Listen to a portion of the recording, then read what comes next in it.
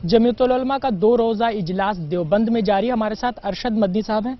Sir, आज के इजलास में जिस तरीके से बिलों को मंजूरी दी गई, इंसदाद फ़िरक़ावाराना तशद्दुद बिल की अगर बात कर ली जाए तो इसको लेकर के कांग्रेस के नज़रिए को आप कहां तक दुरुस्त मानते हैं? क्या उनकी नीयत साफ थी इसको लेकर?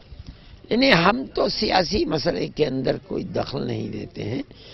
हमने चूंकि कांग्रेस ने इसको अपने मैनिफेस्टो के अंदर दाखिल किया था, इसलिए हम ये उम्मीद करते थे कि इस बिल को पास किया जाएगा, लेकिन इस शर्त के साथ कि ज़िला इंतज़ामिया को इसका जिम्मेदार करार दिया जाएगा।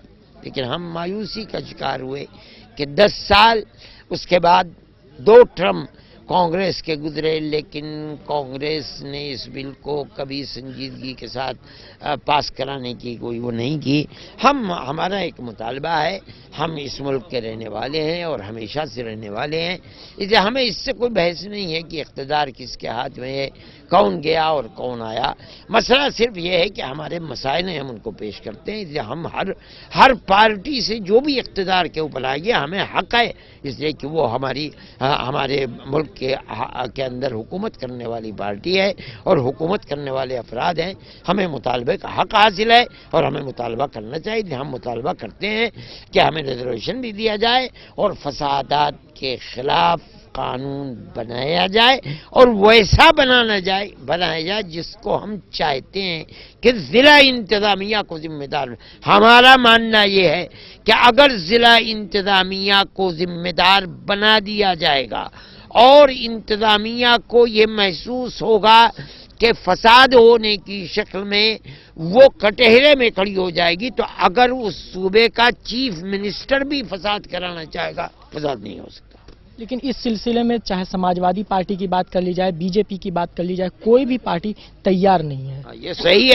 ये सही है कि किसी पार्टी ने भी इस बिल को कबूल करने के अंदर और जिला इंतजामिया को जिम्मेदार बनाने के अंदर संजीदगी का अब तक इज़हार नहीं किया है। हमें सबसे शिकवा है इस सिलसिले के अंदर। कौमी यकजहती को लेकर के बहुत ज्यादा बात की गई, इत्तेहाद की बात की आपने, आखिर वो क्या प्लान होगा? किस तरीके से मदरसा के लोग या उलमाए कराम किस तरीके से गैर मुस्लिमों से राब्ता करेंगे? कौमी यकजहती कोई अहम चीज नहीं, बड़ी आसानी के साथ हो सकता है। आप जहां सफर कर रहे हैं, तब आप किसी गांव में रह रहे हैं, तब आप किसी कस्बे में रह रहे हैं, तब आप किसी शहर में रह रहे हैं, तब आप दूसरे अपने पास बैठने वाले के साथ, रहने वाले के साथ प्यार और मोहब्बत का मामला कीजिए, बुलाइए। अगर उनके दिल के अंदर शुकूक व शुबहात हैं, उनको दूर कीजिए। बहुत आसान मसला है अगर आप करना चाहें। आखिर हम एक दूसरे हम मजहब के साथ भी तो उठते बैठते हैं, आप उनके साथ क्यों नहीं उठते बैठते हैं? हमें बैठना चाहिए, उठना चाहिए, उनके दुख सुख के अंदर शरीक करना चाहिए, रहना चाहिए, उनको अपने दुख सुख के अंदर शरीक करना चाहिए। जो हमारी ईदें होती हैं हम उनके अंदर उनको बुलाएं, जो उनकी ईदें होती हैं। इसलिए कि मेरा मानना यह है कि अक्सरियत के अफराद, चाहे वो किसी भी धर्म को अपनाने वाले हों, अच्छे लोग भी मौजूद हैं जो प्यार और मोहब्बत ही को दुनिया में पैदा करना चाहते हैं। मुसलमानों को इसके अंदर आगे बढ़ना चाहिए, इसलिए कि उनके दीन ने उन्हें सबसे ज़्यादा प्यार और मोहब्बत का सबक दिया है। बहुत सारी जो समाजी तंजीमें हैं, गैर सियासी की बात कर रहा हूं मैं, बहुत सारी जो समाजी तंजीमें हैं वो इस पर काम करना चाहती हैं, चाहे वो गैर मुस्लिमों की हों या मुस्लिमों को, तो क्या उसे एक प्लेटफॉर्म पर लाने की कोशिश जमीयत उल उलमा हिंद करेगी? हम हर शख्स के साथ बैठने के लिए तैयार हैं, चाहे वो क्रिश्चियन हो, चाहे हिंदू हो, चाहे मुसलमान हो। जो तंजीम भी हमें बुलाएगी इस काम करने के लिए, इस काम के करने, हम उसके साथ हैं।